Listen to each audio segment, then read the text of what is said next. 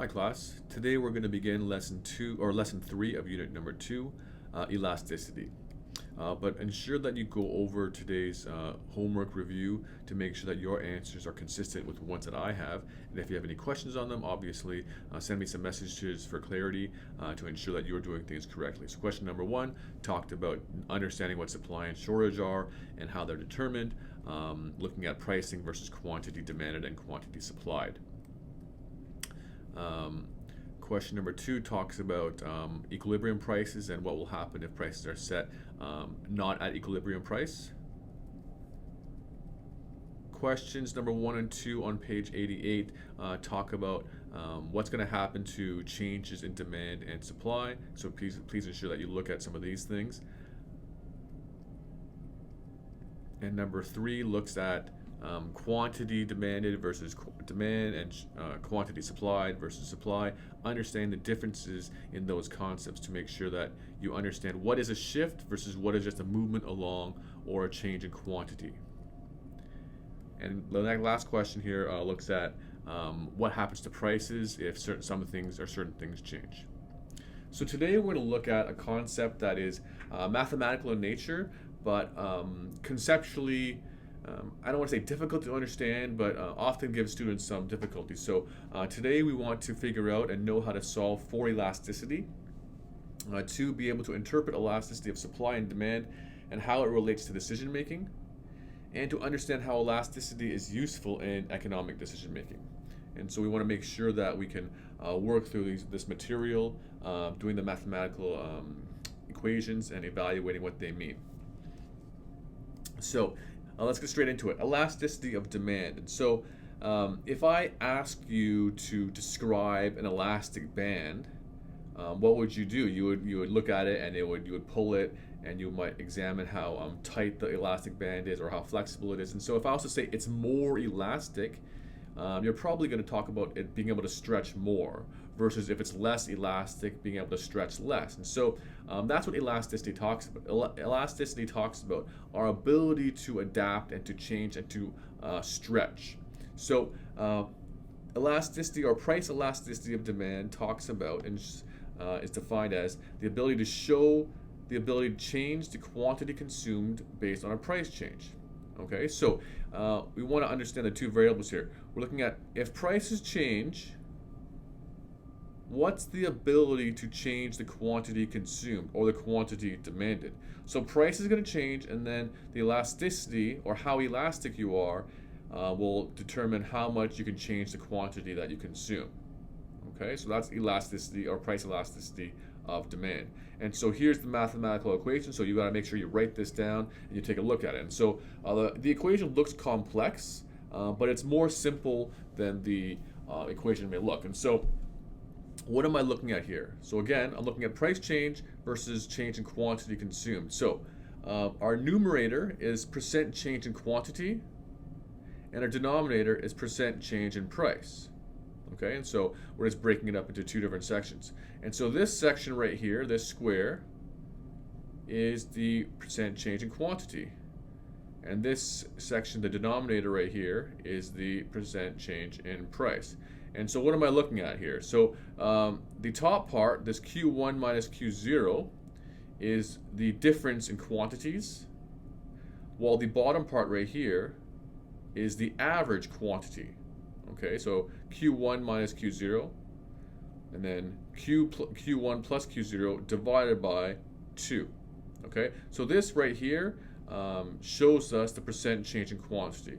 In the same way, here is the percent change in price, where it's P1 minus P0, the difference in the prices, divided by P1 plus P0 divided by 2, the average prices. So difference in price divided by average price. And so each one of these things is kind of in a bracket, and so it's the change in quantity divided by the change in price. And so that's how you calculate the coefficient of demand elasticity. And one thing I do want to clarify here, and we'll talk about it a bit more later, that the numerators, the Q1 minus Q0 and the P1 minus P0, is just the difference. It's the absolute difference. It's not negative or positive. And so if Q1 is 50 and Q0 is 60, if you went 50 minus 60, you would get negative 10. But we don't actually care about the negatives, so we're just going to use the absolute value. And so the difference, the absolute difference, would just be 10. In the same way, if P1 was smaller than P0, you get a negative number, but we're going to ignore the negatives, and we're just going to say the absolute difference. Okay? So the numerators, these two numerators, whether it's Q1 minus Q0 or P1 minus P0, we're looking at the absolute differences. Or if you want to think of it a different way, just always use a larger number first and subtract a smaller number when we're doing our calculations. Okay? So let's look at a few different points before we do an example. First, what's the cause?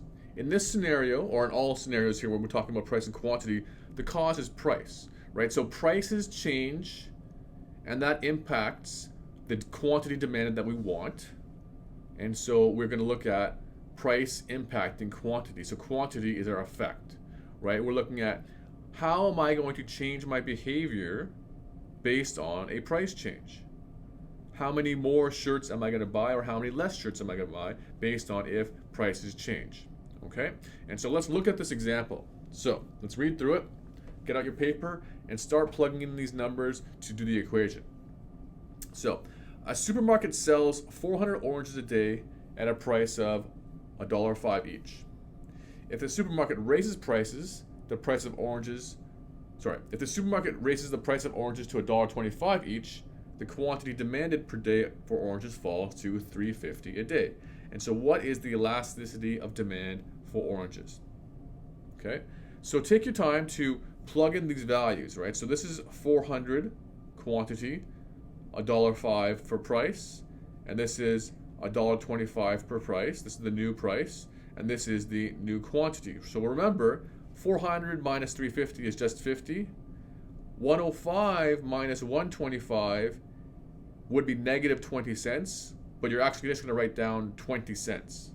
Okay, so calculate the elasticity of demand for oranges, and then we're going to examine what does that value actually mean.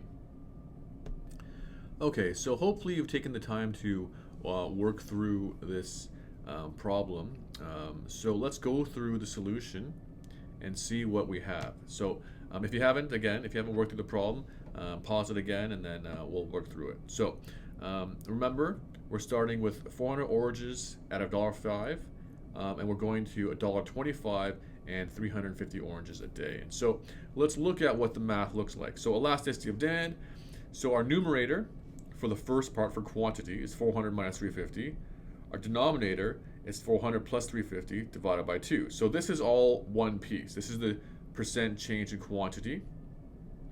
And the denominator is the change in price. And so you'll notice that I just put the larger number first for 400 and then $1.25. So $1.25 minus 105 is the difference in price divided by the average price, $1.25 plus $1.05 divided by 2. And so always remember order of operations. Whatever's in the fraction, the numerator is in brackets. Whatever's in the denominator is all in brackets as well. The same time, this entire numerator right here is all in brackets, and this entire denominator right here is all in brackets as well. So if I do this first top part, I have 50. 400 minus 350 is 50. And the 400 plus 350 divided by 2 is 375. So that's my numerator. And my denominator is $1.25 minus $1.05 is 20 cents. And my average is $1.25 plus $1.05 divided by 2 is $1.15. So that's my denominator. So this is my, right here still, this is my change in quantity, and here is my change in price. So if I do this calculation, 50 divided by 375, we get 0.13333. And 0.2 divided by 115 is 0.17391. And then ultimately we get 0.767. And so this number right here, this is the elasticity of demand. So take the time right now to check over your math and to see where it is similar, where it is different to the math that I've done. So make sure that you can do this math and you've discovered where you've made mistakes and you can't figure out where and why you made the mistake. Please come see me, message me, and to figure out what went wrong. So that's our elasticity of demand. And so let's see, what does this actually mean? it's important to understand that we're using averages and negatives, and so we'll bypass that because we talked about that already. But what does this coefficient mean? So if the number is between 0 and 1, we have an inelastic elasticity of demand. And so that's our scenario here. It's between 0 and 1. So 0.767 is between 0 and 1. So in our scenario, we have an inelastic demand. The change in price leads to a smaller change in quantity. Okay? And we'll examine that in a little bit. If it is greater than 1, it means the change in price leads to a larger change in quantity. And if it's equal to 1, it is unitary. Okay? So that means the change in price is equal to the change in quantity. So let's just take a look at our previous example to kind of understand what's this actually saying. So let's look here again. Look at your values. And so what did we say? We said that 0.767 is between 0 and 1, and therefore this is relatively inelastic. And so let's backtrack and think about what did we mean by elasticity? If something is more elastic, it is more flexible. If something is less elastic, it is less flexible, or less elastic meaning inelastic. Okay? And so more elastic if price is the cause and quantity is the effect.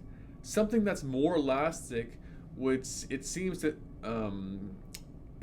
be logical that if a price changes and we're more elastic, then we can react with quantity more.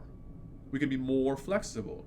Meanwhile, if price changes and we are inelastic, that means that we can't react very well, we can't react too much, and we're less flexible. So let's look at our math here. So remember, this top portion is the change in quantity, okay? And the change in quantity ended up being 0.133333. And the denominator right here is the change in price. And the change in price ended up being 0.17391. So here we have a change in quantity at 0.133333 and a change in price at 0.17391. And you'll notice that the change in quantity is actually a smaller number than a change in price. So therefore, our quantity changed less than our price did. So the cause of price caused us to change our quantity at a lower level or a lower amount or more inelastic than our price did. So therefore, we have a 0.767 coefficient, because if this value on top was larger than this value on bottom, this coefficient will be greater than 1. Okay? So anytime the quantity change is smaller than the price change, we're going to have a number lower than 1. And anytime the quantity change up here is larger than the price change, we're going to have a number greater than 1.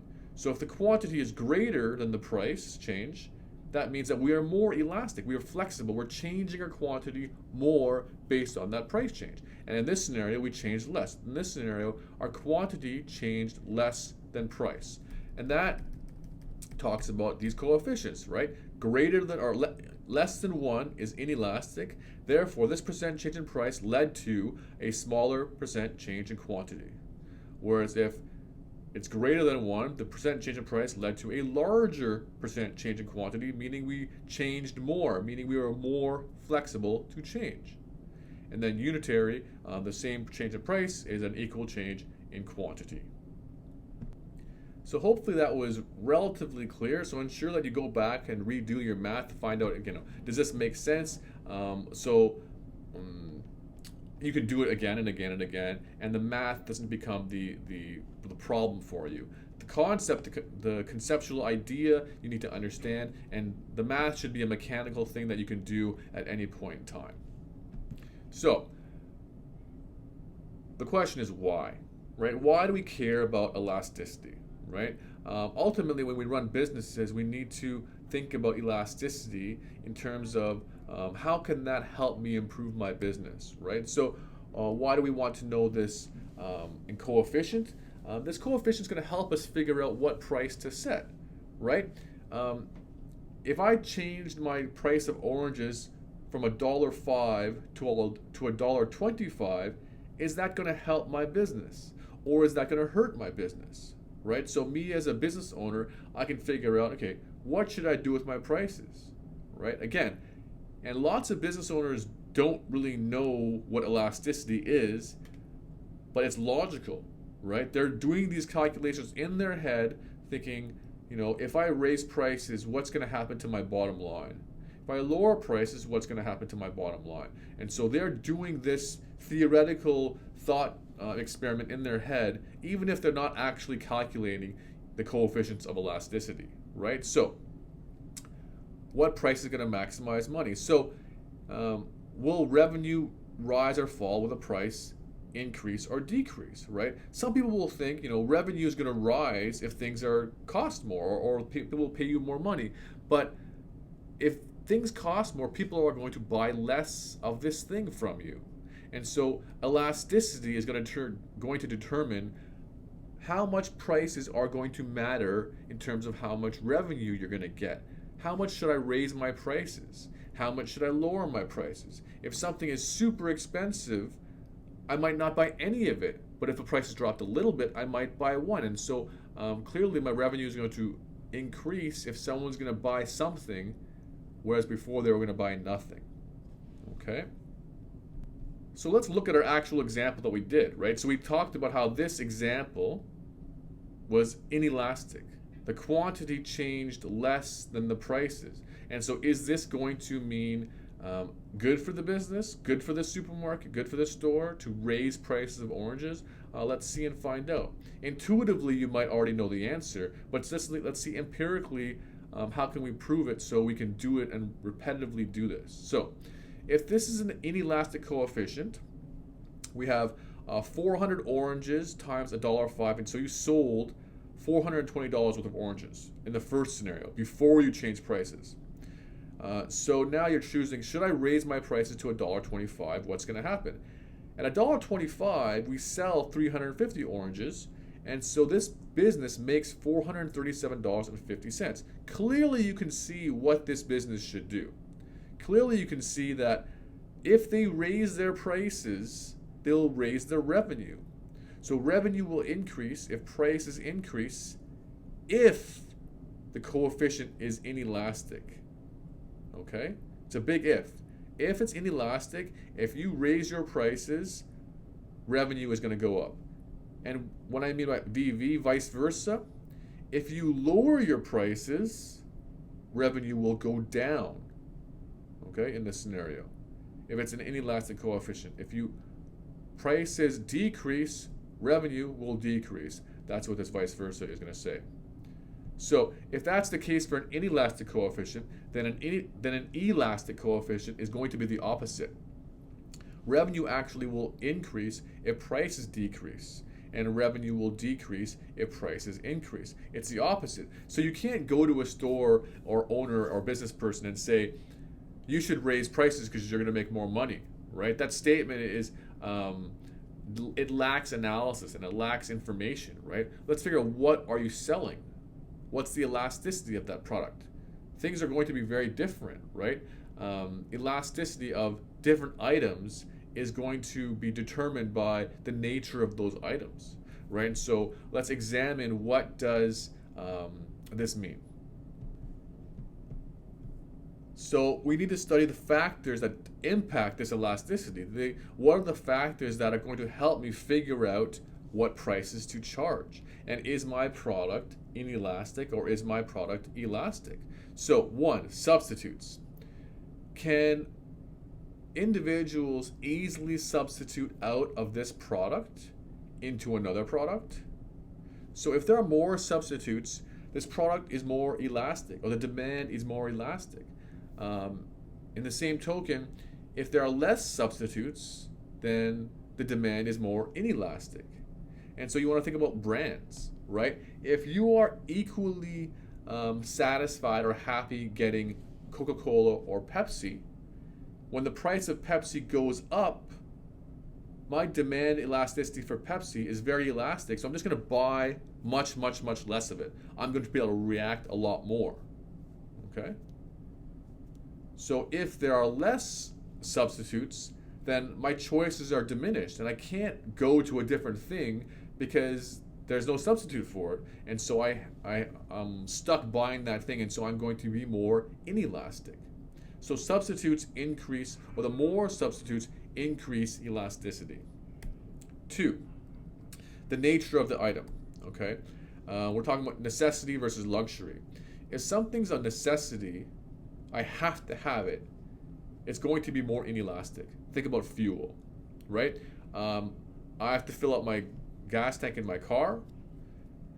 Regardless of if the price is very, very expensive or very cheap, I'm probably going to fill up my tank of gas at the same rate every week or every month, right? I'm going to drive relatively the same amount regardless of the price of gas. And so I'm going to buy that no matter what. It's a necessity. I have to get it, right? Versus a luxury. It's much more elastic. Like some things I don't need, like jewelry for me, I'm not going to be buying things, especially if the prices are higher, right? The prices go up a little bit, is going to cause my reaction to be severe.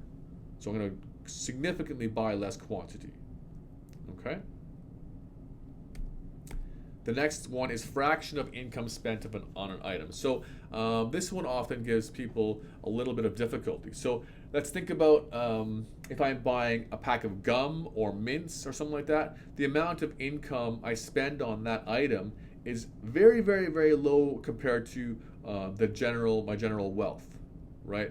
Versus, let's just say, a cell phone. You know, cell phones in the grand scheme aren't that expensive. They are expensive. Let's say you spend $1,000 on a cell phone versus you spend $1 on a pack of gum. So which one is going to be more elastic and which one is going to be more inelastic when in terms of fraction of income spent on an item, right? Am I going to be more elastic for a thing like a cell phone? Forget about what you use it for, but think about price and price and how much you spend on it. Or are you going to be more elastic when you purchase things like a pack of gum? So, small portion is more inelastic. Shoelaces. So I'm much more likely to buy it no matter what. And so let me explain. So shoelaces are a pack of gum. I'll say gum because that's what I started with. A pack of gum is $1. If the pack of gum goes up 50%, right? So it turns in from $1 to $1.50, I'm still probably going to buy a pack of gum because it's still so relatively cheap, right? Even though it went up 50% in price, I'm still buying it for $1.50 where it was $1 before, right? So if you compare that to something like a cell phone, so cell phone is $1,000 as an example, right? Think of that spending if it goes up 50% in price. So now we're not talking about $1,000. Now we're talking about $1,500. And that might change your buying behavior significantly, right? Might be easy to spend $1,000 on a cell phone, maybe. But at $1,500 on a cell phone, or think about a car. A $10,000 car going to $15,000, or a $100,000 car going to $150,000. The amount of money you spend is going to determine the elasticity of this item, right? If it's a tiny little amount of money, it could double in price and you're not going to really notice it, right? The last one is the amount of time available. How much time do you have to make your decision? Can you choose to get something later, or do you have to get it right now? And hopefully this is a little bit more intuitive. If there's less time to choose, it's more inelastic, right? Think about when you're driving on the highway with your family, right? Maybe you're going up to, you're going down the States, you're going to the college or whatever, and you know these signs, they say this is the last rest stop to get fuel, to get food, or to get whatever for 100 kilometers, right? So you know that you need to choose right now to go get food, otherwise you can't get it later. If you have less time to choose, then you have to make a decision. You are less able to modify your quantity. Whereas if you have more time to choose, you're more elastic. You can just choose to put off that consumption until a later time. You don't need to buy it right away. right? So those kinds of things matter, right? Amount of time, fraction of income, nature of item, and if there are more substitutes or less substitutes. Those things all impact demand elasticity. So let's look at visually what does this look like. And so we talked a lot about quantities and prices and these numbers. Let's look at maybe visually it will be helpful for you. So what would an inelastic demand curve look like? And so remember, our equation was all about prices being the cause and quantities being the effect. And so in an inelastic demand curve, which is larger, the price difference or the quantity difference? In an inelastic curve, the price difference is larger. And so the distance on our y-axis should be bigger than our distance on the x-axis. So what will this look like? This will look like a relatively vertical curve, right? If I graph 2 points, this point right here and this point right here, these two scenarios, in between these 2 points, we have an inelastic portion of a curve. The price change, this distance, this change, is going to be larger than this distance. The inelasticity talks about the quantity change being smaller than the price change. And that visually is how you see an inelastic demand curve. So knowing that, the elastic demand curve should be relatively easy to think about. We have our price and we have our quantity, right? Our price difference should be less than our quantity difference. We go from point here to point here. This small price change is leading me to a larger change in quantity demanded, okay? That is depicting an elastic demand curve. Okay? This curve is relatively shallow, while the previous curve was relatively steep. And so then a unitary one should be the same, right? This price change should be the same as this quantity change. And this curve has a slope of -1. Okay, so those are our demand elasticity curves, visually and empirically and theoretically. So now we're going to move on to supply elasticity. And so I think supply elasticity is going to be relatively faster because we've already done the math. The math is the same, but it might be a bit more complex because, again, you are typically demanders of stuff and are not really suppliers or producers. And so getting your mind frame into the mindset of the seller might take a bit more time and effort. So what is the price elasticity of supply? This shows the ability to change the quantity supplied based on a price change. And we're talking about businesses changing how much they produce and sell based on what the market price may be. Okay? So the coefficient of supply elasticity calculation is exactly the same as the coefficient of demand elasticity. So this is all the same values. The format is the same, the procedure is the same, the negatives thing is the same, the averages thing is the same. Everything is the same about this, so we won't spend too much time on the actual math here. So, again, the cost is price, prices change, therefore quantity supplied is going to change. And again, we're going to use the same example, the same values, so the math is fast. A supermarket will sell 350 oranges a day at a price of $1.05. And if demand increases for oranges, so pushing the price up to $1.25, the supermarket will supply 400 oranges. And so now our cause and effect here are a little bit different in terms of what's making the price go up, right? Here the prices are going up because demand is changing. And so therefore the suppliers are trying to react to that demand change, or theoretically that price change, and to change how much they supply of oranges. And so the math will be the same, and we're going to look at an elasticity of supply. So pause now and do the math, and hopefully you'll get the same values as you did last time to make sure that you can do the math again. So now hopefully you finished that and you've gone, it's gone well. And so let's take a look at the math again, and we'll explain it pretty quickly. Here again is the change in quantity. Here again is the change in price. And then we have change in quantity 0.0.13333, change in price. So change in quantity being 0.13333 and change in price being 0.17391. Our elasticity of supply being 0.767. And again, what does this mean? This means that elasticity of supply is inelastic.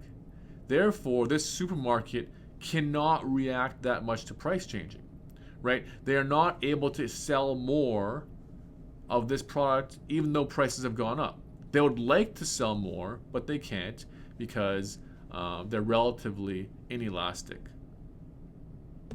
So what does this mean here? Let's take a look at this. So we're going to take a look at this in terms of what can this company do. And so here is an inelastic supply curve. Okay, so it's relatively vertical, the same way our demand curves were relatively vertical for inelastic. And so here's also a demand curve I put on here for illustration's sake. And so we have a price and quantity at equilibrium. In this scenario, if demand increases, like the scenario we just talked about with the oranges, this demand increase is causing prices to go up. Okay? So this price change for oranges, or whatever this product may be, is going to cause a quantity supplied change. So quantity supplied will go from this point to this point. But because this is an inelastic supply, this firm or this company or the supermarket cannot change the quantity very much based on this price change. This price change is larger than this quantity change. They can't take advantage of this increase in price as much as they'd like to, right? So the quantity change is smaller than the price change. So that's an inelastic supply, which is the scenario we just looked at. Elastic will be similar, except quantities and prices will be flipped. So this is our elastic supply. It's relatively horizontal. We're going to increase our demand. Prices are going to go up based on this increase in demand, and that price increase is going to cause suppliers to change their quantity supplied from this point here to this point here. And you'll see, obviously, the quantity change is larger than that price change, right? So this is relatively supply elastic, or elastic supply, because they can react a lot based on what prices have changed. So what gives some companies the better ability to react versus other companies, right? So we want to figure out, the same we want to know what changes demand elasticity, we want to change supply elasticity, or know what at least impacts supply elasticity. So think about time, okay? If businesses have more time to change, then they should be more supply elastic, right? If they have less time to change, they're more inelastic. So think about this oranges thing. What if this company can't get oranges fast enough because they can't grow more oranges, right? They can't get more, right? If it's a one-day thing, right? So if they have more time, they're able to get more quantities or make them available or ship more or whatever it may be. The more elastic you are is more time you have. Less time you have, less time to react is less elastic or more inelastic. 2, ease of storage. So we want to think about things like, I'll use oranges again, versus something like sheet metal, right? If you can put away your product, you can choose to sell less by just throwing a whole bunch of sheet metal into a storage container and leaving it there for when prices go back up and take it all back up and sell it. But can you do that with oranges? No, oranges are perishable.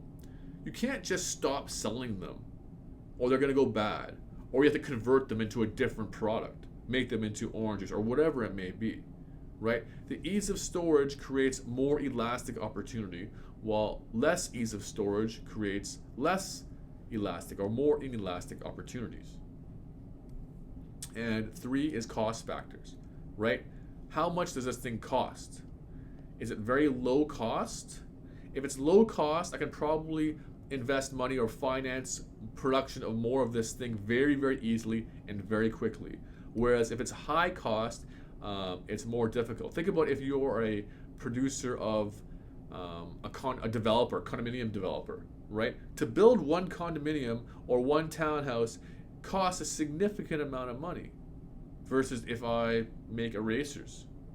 I can make erasers, one eraser of fractions of cents, right? So I can quickly increase my capacity to sell erasers, whereas quickly increasing your capacity to build homes is much, much more difficult.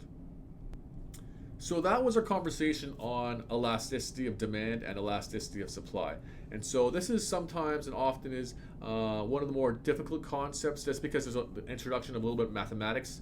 But again, you want to think about it less about the math and more about the concept and the theory and the application of the theory, because I believe all this is logical, and for you to wrap your head around the idea of it is going to help you work through the math as the math will become more intuitive. Thank you.